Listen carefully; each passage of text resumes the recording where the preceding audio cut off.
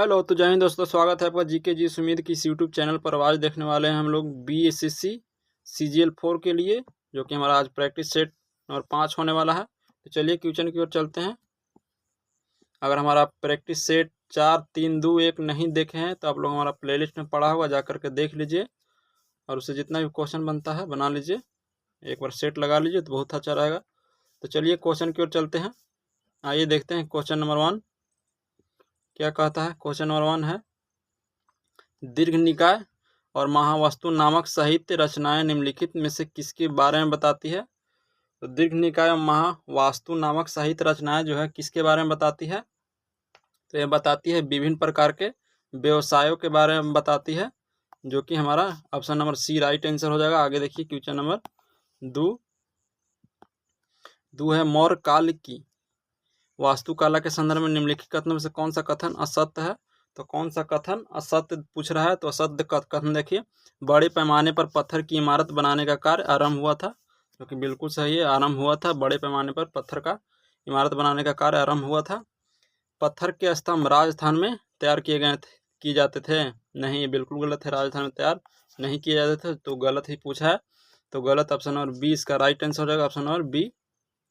आगे देखिए question number 3 क्या है, निम्नलिखित अभिलेखों में से किसमें विधवा दहन का उदाहरण उल्लेखित है। तो किसमें विधवा दहन का उदाहरण उल्लेखित है। तो यह भानुगुप्त का एरन अभिलेख, एरन स्तंभ लेख जो है ना, उसी में उल्लेखित है। आगे देखिए क्वेश्चन नंबर 4 है, अलाउद्दीन खिलजी की बाजार नियंत्रण नीति के संदर्भ में निम्नलिखित कथन पर विचार कीजिए। तो अलाउद्दीन खिलजी के बाजार नियंत्रण नीति के संदर्भ में निम्नलिखित कथन पर विचार करना है। तो एक कथन देखते हैं। तो पूछा कौन सा कथन सही नहीं है। तो कौन सा कथन सही नहीं है, तो सही नहीं पूछा है। तो ये देखते हैं, उसने दिल्ली दरबार में दिल्ली में खाद्यान्न वस्त्र गुलामों और मवेशियों के लिए बाजार स्थापित किया था, जो कि बिल्कुल सही, बाजार स्थापित किया था। बाजार नियंत्रण अधिकारी शाहना कहलाता था, बिल्कुल सही है, शाहना कहलाता था। व्यापारियों का लेखा जोखा नहीं करता था, बिल्कुल गलत है, व्यापारियों का लेखा जोखा करता था। इसका right answer option number D हो जाएगा, केवल 3 हो जाएगा। आगे देखिए क्वेश्चन नंबर 5 क्या है, मध्यकालीन भारत के संत चैतन्य के संदर्भ में निम्नलिखित कथनों पर विचार करना है। जो मध्यकालीन भारत के संत हैं चैतन्य, उनके बारे में कथन पर ध्यान देना है। तो ये कथन देखते हैं। कथन क्या है, कथन है, इन्होंने हिंदू धर्म ग्रंथों तथा मूर्ति पूजा का विरोध नहीं किया था। ये बिल्कुल गलत, ये बिल्कुल सही है। इन्होंने हिंदू धर्म ग्रंथों तथा मूर्ति पूजा का विरोध नहीं किए थे, बिल्कुल सही है।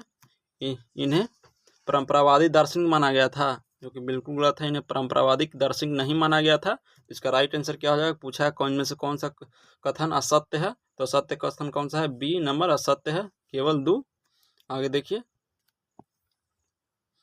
क्वेश्चन नंबर 6 है, तबकात अकबरी जिसे कभी कभी अबुल फजल के अकबरनामा से भी अधिक विश्वसनीय माना जाता है, ये किसके द्वारा लिखा गया है। तबकात अकबरी जो है किसके द्वारा लिखा गया है।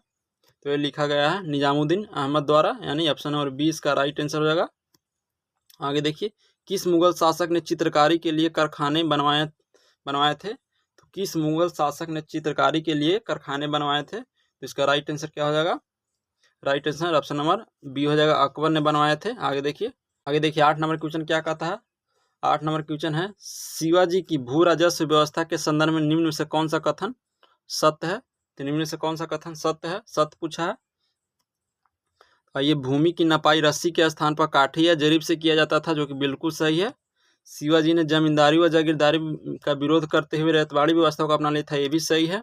भू राजस्व की लगान पूर्व में कुल उपज का 33% था, जो कि उसके बाद बढ़ाकर 40% कर दिया था, ये भी बिल्कुल सही है।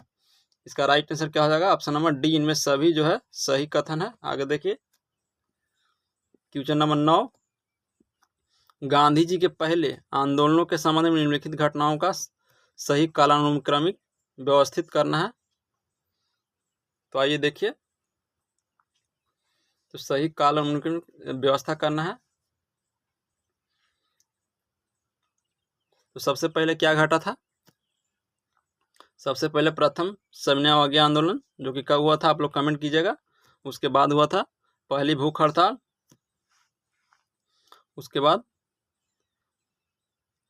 पहली सामूहिक हड़ताल हुआ था, ओकर बाद खेड़ा आंदोलन हुआ था, यानी ऑप्शन नंबर बी इसका राइट आंसर हो जाएगा 9 के।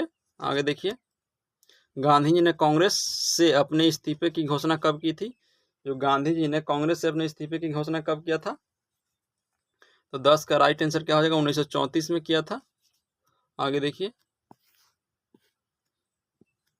सुभाष चंद्र बोस किस नेता को हराकर भारतीय राष्ट्रीय कांग्रेस के अध्यक्ष बने थे? तो सुभाष चंद्र बोस जो है किस नेता को हराकर भारतीय राष्ट्रीय कांग्रेस के अध्यक्ष बने थे? तो इसका राइट आंसर हो जाएगा, इनमें से कोई नहीं है, यानी सरदार पटेल भी उस चुनाव में शामिल नहीं थे, सी राजगोपालाचारी भी शामिल नहीं थे, मौलाना अबुल कलाम आज़ाद भी नहीं शामिल थे। कौन शामिल थे? तो वो आप लोग कमेंट में कीजिएगा कौन शामिल थे। आगे देखिए, भारत छोड़ो आंदोलन के दौरान निम्नलिखित में से किस नेता ने पैम्पलेट द वे आउट जारी किया था? किस नेता ने पैम्पलेट द वे आउट जारी किया था? तो किस नेता ने किया था? या सी राजगोपालाचारी ने किया था? 12 की right answer option number B हो जाएगा। आगे देखिए,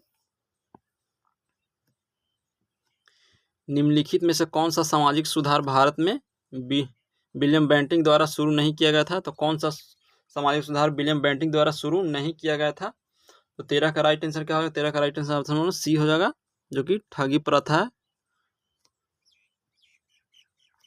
आगे देखिए, निम्नलिखित संगठनों का उनके संस्थापक से मिलान करना है। निम्नलिखित संगठन के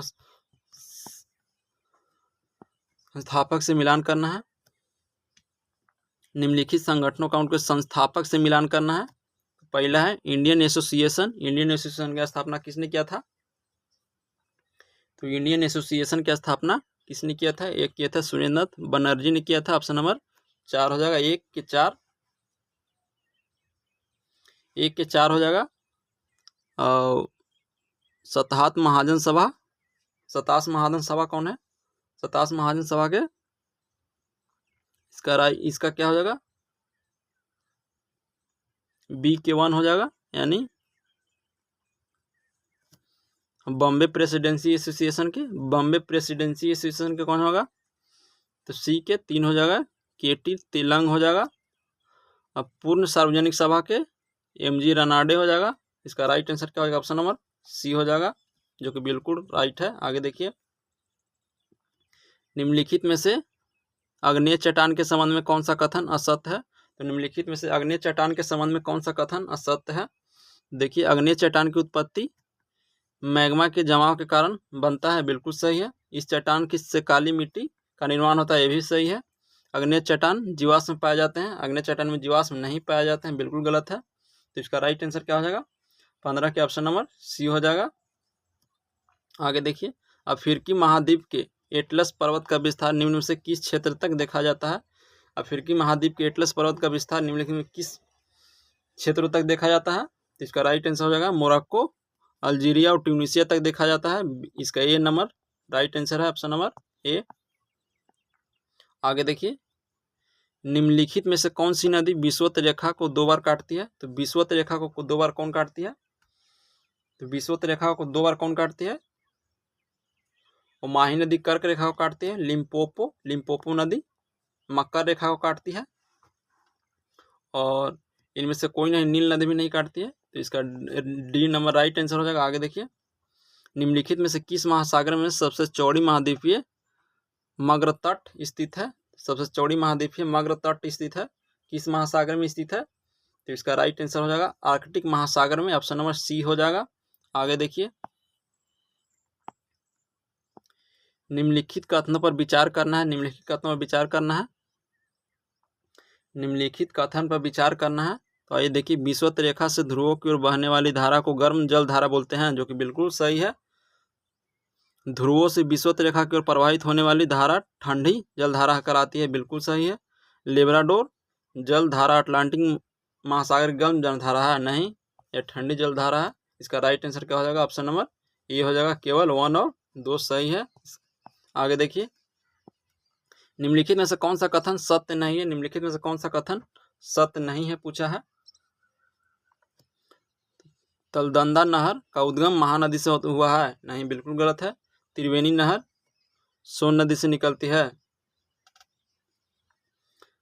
तलदंदा नहर का उद्गम महानदी से हुआ है, ये बिल्कुल सही है, महानदी से हुआ। त्रिवेणी नहर सोन नदी से नहीं निकलती है, ये गलत है। पेनगंगा गोदावरी के सहायक है, बिल्कुल सही है। आगे इसका राइट आंसर क्या है? असत्य पूछा है, यानी बी इसका राइट आंसर हो जाएगा। आगे देखिए, निम्नलिखित कथनों पर विचार करना है, सत्य कथन का चुनना है। निम्नलिखित कथन पर विचार करना है, सत्य कथन को चुनना है। तो इनके भारत के अनेक प्रदेशों के आदिवासी जनसंख्या वाले क्षेत्रों के 73वें संविधान संशोधन के प्रावधान को दूर रखा गया था, ये बिल्कुल सही है। ऐसे क्षेत्र में स्वशासन की मूल परंपरा को बचाते हुए आधुनिक पंचायती व्यवस्था को प्रावधानों के दायरे में 1996 में अलग से एक अधिनियम बनाया गया था, बिल्कुल सही है। ऐसे इलाकों की ग्राम सभा को अपेक्षाकृत ज़्यादा अधिकार दिए गए हैं, वे भी सही है। तो इसका right answer option number D हो जाएगा। निम्नलिखित में से अंतर्राज्यीय परिषद के अध्यक्ष कौन होता है? तो निम्नलिखित में से अंतर्राज्यीय परिषद के जो है अध्यक्ष कौन होता है? तो अंतर्राज्यीय परिषद का अध्यक्ष होता है प्रधानमंत्री होते हैं। आगे देखिए, पंचायती राज को किस संवैधानिक संशोधन के आधार पर संवैधानिक दर्जा का प्रदान दिया गया है? तो पंचायती राज को किस संविधान संशोधन के द्वारा दिया गया है? 73वां संविधान संशोधन 1992 यानी 24 अप्रैल 1993 को लागू हुआ था, आप लोग ध्यान रखिएगा। भारत में महिलाओं के लिए किस राजनीतिक संस्था में संस्थान आरक्षित है? भारतीय महिलाओं के लिए किस राजनीतिक संस्था में स्थान आरक्षित है?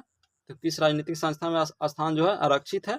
इसका राइट आंसर पंचायती राज में आरक्षित है। पिछड़ा जाति आयोग के प्रथम सभापति कौन है? पिछड़ा जाति आयोग के प्रथम सभापति कौन है? तो 25 का राइट आंसर होगा काका साहेब कालेकर, इसका बी राइट आंसर। आगे देखिए, भारतीय संविधान की प्रकृति क्या है? भारतीय संविधान की प्रकृति क्या है? तो भारतीय संविधान की प्रकृति क्या है? इसका राइट आंसर होगा प्रकृति में संघीय किंतु भावना में एकात्मक है, बिल्कुल डी इसका राइट आंसर है। आगे देखिए, भारत के राष्ट्रपति अपनी शक्तियों का प्रयोग करते हैं। भारत के राष्ट्रपति जो है अपनी शक्तियों का प्रयोग करते हैं, सीधे अथवा अधीनस्थ अधिकारियों द्वारा ही प्रयोग किया जाता है। ऑप्शन नंबर ए इसका राइट आंसर होगा। आगे देखिए, किसी राज्य के लोक सेवा आयोग के कार्यों को निम्नलिखित में से किस एक अनुमोदन से संघ लोक सेवा आयोग को सौंपा जाता है? तो किस एक अनुमोदन से संघ लोक सेवा आयोग को सौंपा जाता है? तो इसका भारत के राष्ट्रपति द्वारा सौंपा जाता है। आगे देखिए, निम्नलिखित में से कौन सा प्रत्यक्ष वित्त का स्रोत नहीं है? तो कौन सा जो है प्रत्यक्ष वित्त का स्रोत नहीं है? तो यह नाबार्ड जो है प्रत्यक्ष वित्त का स्रोत नहीं है। आगे देखिए, किस अर्थशास्त्री ने भारत में सबसे पहले वैज्ञानिक दृष्टिकोण से राष्ट्रीय आय की गणना किया था? तो किसने किया था? तो 30 का राइट आंसर हो जाएगा BKRV राव ने किया था वैज्ञानिक दृष्टिकोण से। व्यापार सुगमता सूचकांक में भारत की रैंकिंग सुर्खियों में रही है, निम्नलिखित में से किसने इस रैंकिंग को जारी किया है? तो व्यापार सुगमता सूचकांक को किसने जारी किया है? तो 31 का राइट आंसर होगा विश्व बैंक ने जारी किया है, ऑप्शन नंबर सी। आगे देखिए, निम्नलिखित कथनों पर विचार करना है। निम्नलिखित कथनों पर विचार करना है। कथन क्या है? कथन क्या है? कथन है बेरोजगारी में वृद्धि किसी भी अर्थव्यवस्था में मंदी होने की सूचक है। बेरोजगारी में वृद्धि है मंदीग्रस्त होने की सूचक है, बिल्कुल सही है। बेरोजगार लोग अर्थव्यवस्था की देयता होते हैं, बिल्कुल सही है। इसका right answer option number C हो जाएगा। 1 और 2 दोनों सही है। आगे देखिए, निम्नलिखित में से कौन सा भिन्न संबंधी वेब पेजों का एक केंद्रीय स्थान है? तो कौन सा है वेब पेजों का केंद्रीय स्थान? तो वेबसाइट होता है। 33 के डी राइट आंसर हो जाएगा। आगे देखिए, MS Excel 2010 में सिलेक्टेड टेक्स्ट की बोल्ड करने के लिए किस शॉर्टकट की उपयोग किया जाता है? बोल्ड करने के लिए तो यह Ctrl+B का उपयोग किया जाता है, यानी बोल्ड B से बोल्ड होता है, इसलिए Ctrl+B होता है। भारत ने सर्वप्रथम किस राष्ट्रमंडल खेलों में भाग लिया था? तो भारत ने सर्वप्रथम किस राष्ट्रमंडल खेलों में भाग लिया था? तो इसका राइट आंसर हो जाएगा 1934 में हुआ था। और यह कहाँ हुआ था आप लोग कमेंट कीजिएगा। निम्नलिखित में से किस तारामंडल को शिकारी भी कहा जाता है? किस तारामंडल को शिकारी भी कहा जाता है? तो 36 का राइट आंसर हो जाएगा ऑप्शन नंबर ए हो जाएगा। ओरियन जो है, ओरियन तारामंडल को शिकारी भी कहा जाता है। भारतीय परमाणु ऊर्जा कार्यक्रम के जनक किसे माना जाता है? भारतीय परमाणु ऊर्जा कार्यक्रम के जनक किसे माना जाता है? तो 37 का राइट आंसर हो जाएगा ऑप्शन नंबर एच.जे. भाभा को। अकबर के समय का प्रसिद्ध चित्रकार कौन था? तो अकबर के समय का प्रसिद्ध चित्रकार कौन था? तो 38 का राइट आंसर हो जाएगा दशवंत हो जाएगा, ऑप्शन नंबर बी हो जाएगा। आगे देखिए 39 है। निम्नलिखित में से कौन सा कथन असत्य है? तो निम्नलिखित में से कौन सा कथन पूछा है असत्य है? तो असत्य है। आगे देखिए हिमाचल हिमालय की महत्वपूर्ण स्थलाकृतिय शिवालिक और दून है, जो कि बिल्कुल सही है। बृहत हिमालय की घाटियों में भेड़िया प्रजाति के लोग निवास करते थे, बिल्कुल सही है। ऊंचाई पर स्थित घास के मैदान को द्वार कहा जाता है, ये बिल्कुल गलत है। फूलों की घाटी हिमालय क्षेत्र में स्थित है, बिल्कुल सही है। तो इसका right answer option number C हो जाएगा, जो कि गलत पूछा है। आगे देखिए कर्क रेखा मकर रेखा की लवणता की मात्रा सर्वाधिक होता है, इसका सर्वप्रमुख कारण क्या है? तो इसका सर्वप्रमुख कारण क्या है? तो इसका सर्वप्रमुख कारण क्या है? वर्षा की उपेक्षा वाष्पीकरण की मात्रा का अधिक होना इसका सर्वप्रमुख कारण है, ऑप्शन नंबर 20 का राइट आंसर हो जाएगा। आगे देखिए हाल ही में चर्चा में रहा डार्थ वेडर सुपर बग क्या है? डार्थ वेडर जो सुपर बग क्या है? तो 41 का राइट आंसर हो जाएगा ऑप्शन नंबर ए विशाल समुद्री कीड़ा है। आगे देखिए गणतंत्र दिवस 2026 के मुख्य अतिथि के रूप में कौन थे? तो मुख्य अतिथि के रूप में कौन थे? एंटोनिया कोस्टा और उर्सुला वान डेर थे, जो कि ऑप्शन नंबर ए और बी दोनों सही है। तो इसका right answer option number D हो जाएगा, A+B दोनों हो जाएगा। आगे देखिए वर्ष 2026 में कितने लोगों को पद्म विभूषण से सम्मानित किया गया है? पद्म विभूषण कितने लोगों को? 5 लोगों को दिया गया है, ऑप्शन नंबर। और पद्म भूषण कितने को दिया गया? पद्म भूषण 13 को दिया गया है। आगे देखिए वन स्थिति रिपोर्ट 2023 के अनुसार देश में कुल वनावरण का प्रतिशत कितना है? देश में जो है कुल वनावरण का प्रतिशत कितना है? तो 21.76% है, ऑप्शन नंबर 20 का राइट आंसर हो जाएगा। आगे देखिए 45 राज्य की ग्रामीण अर्थव्यवस्था और महिला सशक्तिकरण को बढ़ावा देने के लिए बिहार सरस मेला हाल ही में संपन्न हुआ है, इसका थीम क्या है? तो बिहार सरस मेला की थीम क्या है? 45 का राइट आंसर होगा हुनरमंद हाथों से सजता हुआ बिहार, जो इसका राइट आंसर होगा। सरस मेला बिहार में लगा था। आगे देखिए बिहार आर्थिक सर्वेक्षण 2025-26 के अनुसार निम्नलिखित में से किस क्षेत्र का विकास दर सर्वाधिक रहा?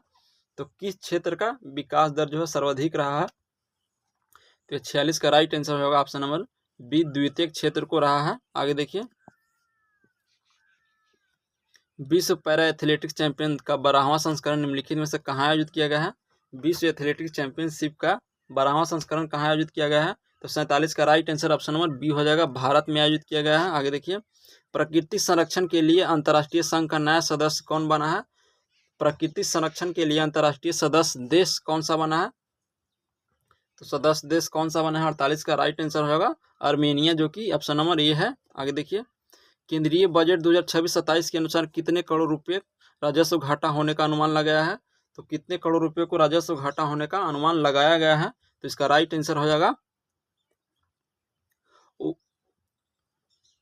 5,92,344 करोड़, ऑप्शन नंबर 20 का राइट आंसर हो जाएगा। आगे देखिए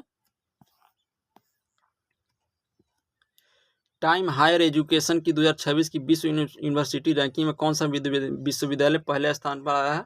तो कौन सा विश्वविद्यालय जो है पहले स्थान पर आया है? तो इसका राइट आंसर होगा ऑक्सफोर्ड विश्वविद्यालय, जो कि कहाँ में है? आप लोग कमेंट कीजिएगा। रक्त कैंसर यानी ल्यूकीमिया की रोकथाम में प्रयोग किए जाने वाले रेडियो समस्थानिक निम्नलिखित में से कौन सा है? तो कौन सा रेडियो समस्थानिक जो है ल्यूकीमिया की रोकथाम करता है, यानी कैंसर की रोकथाम करता है? तो इसका राइट आंसर होगा फास्फोरस 32 जो है यह रक्त कैंसर को रोकता है। जीवाणु की खोज निम्नलिखित में से किसने की है? जीवाणु को खोज निम्नलिखित में से किसने किया है? तो जीवाणु का खोज किसने किया है? तो इसका राइट आंसर हो जाएगा ऑप्शन नंबर डी, जो कि लीवेनहॉक ने किया है जीवाणु का खोज। एंजाइम लाइपेज का स्रोत क्या है? एंजाइम जो है लाइपेज का स्रोत क्या है? एंजाइम लाइपेज का स्रोत जो है अग्नाशय है। अब ऑप्शन नंबर 20 का राइट आंसर हो जाएगा। शरीर में लौह की कमी से क्या होता है? शरीर में जो है लौह की कमी से क्या होता है? यानी लोहे की कमी से क्या होता है? तो यह रक्त अल्पता होता है, यानी ऑप्शन नंबर ए इसका राइट आंसर हो जाएगा। आगे देखिए,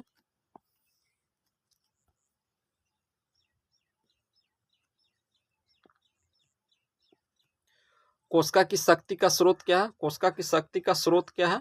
तो कोशिका की शक्ति यानी ऊर्जा गृह किसको बोलते हैं? तो माइटोकॉन्ड्रिया को बोला जाता है। ऑप्शन नंबर 20 का राइट आंसर हो जाएगा। आगे देखिए, निम्नलिखित में से कौन सा हार्मोन स्तन ग्रंथियों से दूध का स्राव होने की भूमिका निभाता है? तो कौन सा हार्मोन है जो स्तन ग्रंथियों से दूध का स्राव होने में भूमिका निभाता है? तो इसका राइट आंसर हो जाएगा, राइट आंसर क्या हो जाएगा? Right answer option number D हो जाएगा, जो कि ऑक्सीटोसिन हार्मोन जो है उसको वो स्तन से दूध स्राव होने के लिए महत्वपूर्ण भूमिका निभाता है। आगे देखिए, कणीय तत्व क्या है? कणीय तत्व क्या है? तो कणीय तत्व एक वायु प्रदूषक है। ऑप्शन नंबर 20 का राइट आंसर हो जाएगा।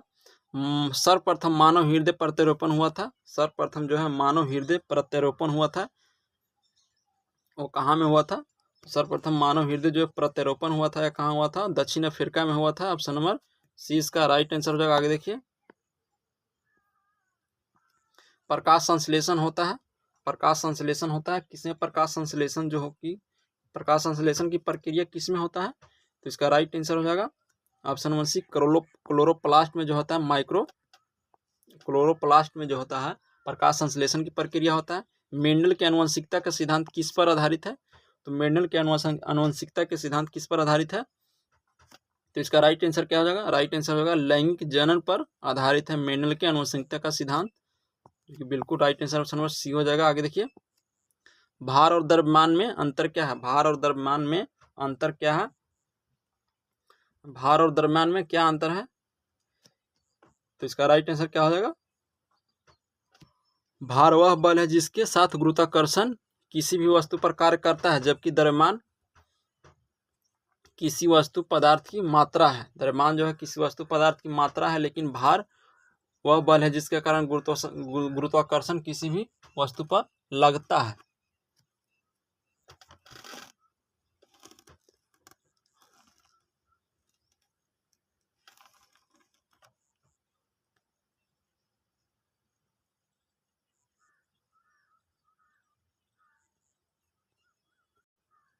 तो इसका राइट आंसर क्या हो जाएगा? राइट आंसर हो जाएगा ऑप्शन नंबर ए, इसका राइट आंसर है। आगे देखिए, 62 क्या कहता है? 62 है, निम्नलिखित में से किस तरंग के प्रसार के लिए एक माध्यम की आवश्यकता होती है? तो निम्नलिखित में से किस तरंग के प्रसार के लिए एक माध्यम की आवश्यकता होती है? तो इसका राइट आंसर है ध्वनि तरंगों के प्रसार के लिए एक माध्यम की आवश्यकता होती है। आगे देखिए, 63 नंबर क्वेश्चन। 63 क्या है? निम्नलिखित में से कौन सा नियम बताता है कि वस्तु स्थिर अवस्था में रहेगी या गतिमान वस्तु स्थिर वेग के साथ गति में जारी रहेगी तब तक असंतुलित बल द्वारा कार्य नहीं किया जाता है? तो कौन सा नियम बताता है? तो कौन सा नियम बताता है? इसका राइट आंसर हो जाएगा ऑप्शन नंबर ए, जो न्यूटन का पहला नियम है, जो बताता है कि जब तक उस पर कोई बाह्य बल नहीं लगाया जाए, जब तक वह अपने जिस अवस्था में है उसी अवस्था में रहेगी, रहना पसंद करेगी। आगे देखिए, किस प्रकार की तरंग का विस्थापन तरंग प्रसार की दिशा के लंबवत होता है? किस प्रकार की तरंग का विस्थापन तरंग जो होता है प्रसार की दिशा के लंबवत होता है? तो किस प्रकार की तरंग का होता है? तो यह अनुप्रस्थ तरंग का होता है। प्रकाश एक अनुप्रस्थ तरंग है। निम्नलिखित में से कौन सा कारक गुरुत्वीय त्वरण जी को प्रभावित नहीं करता? तो कौन सा कारण जो है गुरुत्वीय त्वरण जी को प्रभावित नहीं करता? तो वस्तु का द्रव्यमान जो है वो जी को प्रभावित नहीं करता है। आगे देखिए, गैस में तापमान और दबाव के बीच क्या संबंध है? गैस में तापमान और दबाव के बीच क्या संबंध है? तो जैसे जैसे तापमान बढ़ता है वैसे वैसे दबाव भी बढ़ता है। इसका right answer option number A हो जाएगा। आगे देखिए, दबाव किसी तरल के क्वथनांक की कैसे प्रभावित करता है? तो दबाव जो है किसी तरल के क्वथनांक को कैसे प्रभावित करता है? तो दबाव बढ़ते दबाव के साथ क्वथनांक भी बढ़ता है। इसका राइट आंसर ऑप्शन नंबर ये हो जाएगा। आगे देखिए, NaCl में कौन सा बंध है? NaCl में जो है वो कौन सा बंध है? तो यह आयनिक बंध है NaCl में। आगे देखिए, निम्नलिखित में से कौन सा पौधे के लिए आवश्यक प्राथमिक माइक्रोन्यूट्रिएंट है? नहीं है, प्राथमिक माइक्रोन्यूट्रिएंट नहीं है। तो इसका राइट आंसर क्या हो जाएगा? कैल्शियम जो है प्राथमिक माइक्रोन्यूट्रिएंट नहीं है। आगे देखिए, द्रवों की तुलना में गैसों को आसानी से संपीड़ित किया जा सकता है, इसका कारण क्या है? तो कारण क्या है? गैसों में अणुओं के बीच बड़ा स्थान होता है।